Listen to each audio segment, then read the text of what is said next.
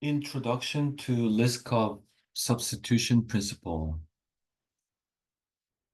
Welcome to today's lecture on the Liskov substitution principle. We often call it LSP for short. And this principle is a key concept within the solid principles of object-oriented design.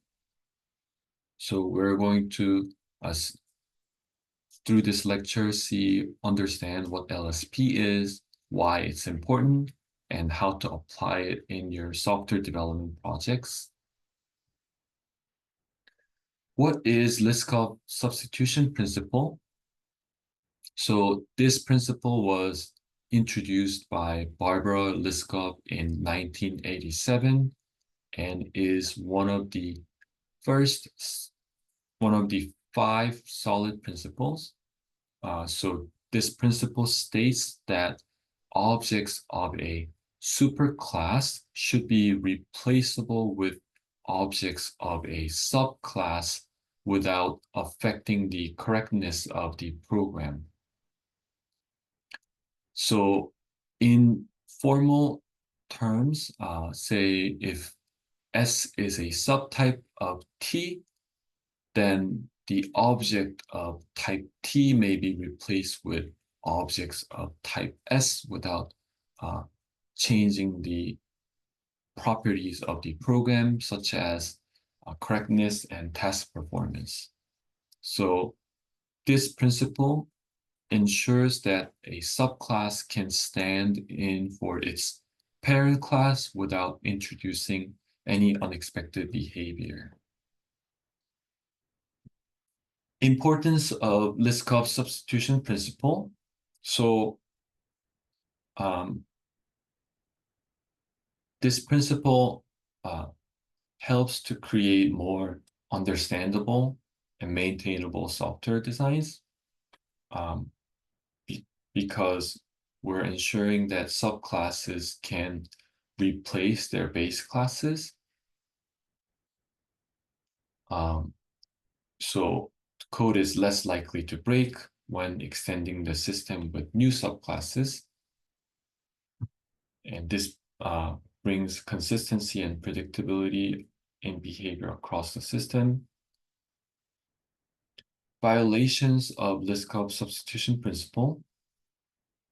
So violating the LSP is common and can lead to significant issues. Two main types of violations are not implementing all methods of the base class or interface and modifying the base class behavior in a way that changes the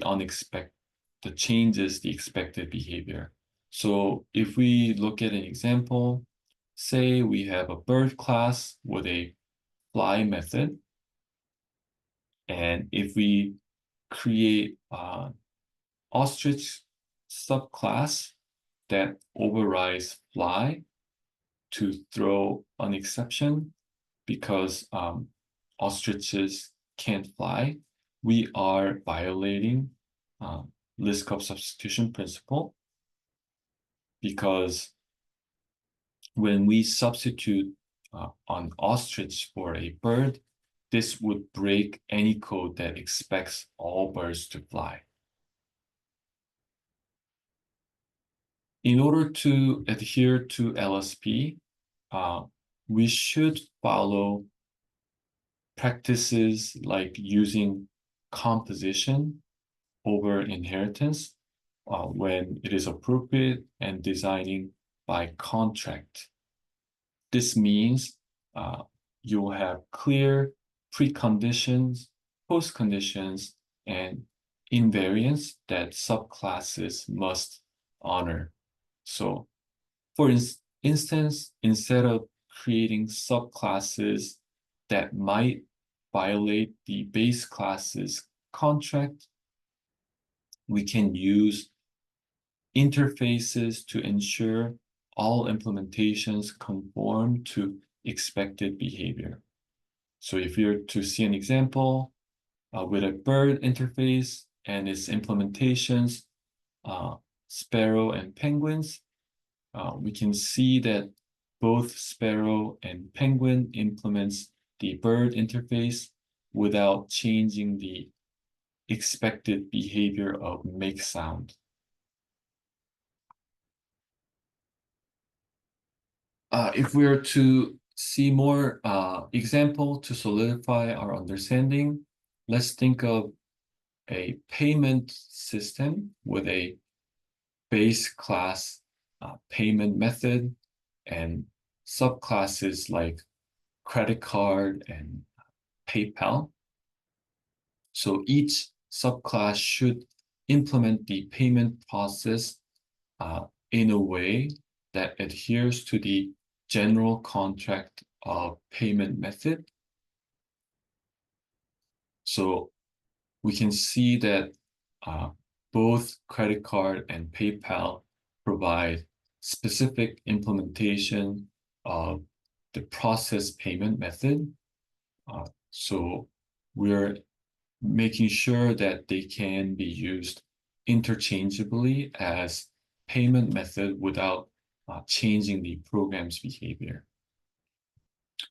Conclusion, the Liskov substitution principle ensures that a subclass can replace its parent class without having to alter the program's expected behavior.